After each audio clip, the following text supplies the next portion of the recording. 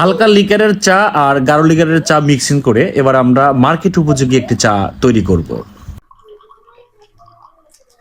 ডাস্টের এত সুন্দর লিকার যে কোনো মার্কেটে যাবে, এটা মানে হেটার খুব কম হবে আমি আশা করি। যদিও এটা অভিযোগের একটা বিজনেস, অভিযোগ থাকে, তারপরেও এই ধরনের প্রোডাক্ট নিয়ে কাজ করলে মানে অভিযোগের মাত্রাটা খুবই কম। কারণ হচ্ছে যে যেমন লিকার, ঘ্রাণ, কস সবকিছু ঠিকঠাক, এবং লিকারের যে আপনার লুকিংটা উজ্জ্বল একদম, মানে দেখতেই কিন্তু অনেক সুন্দর। এই দেখেন কাপ ভরে গেছে, তারপরেও লিকারের যে শীটটা নামছে, পানির যে শীটটা নামছে, মনে কি হচ্ছে যে লিকার শেষ?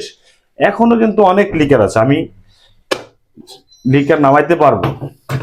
যাই হোক, আমি যে কারণে হচ্ছে তৃতীয় নাম্বার লিকারটা করা, সেটা হচ্ছে যে প্রথম চাটা একটু হালকা ছিল, দ্বিতীয় চাটা ছিল একটু ডিপ, আর আমরা দুইটার মাঝামাঝি হচ্ছে একটা লিকার করতে গেছি, এই জন্য দুইটাকে মিক্স দিছি।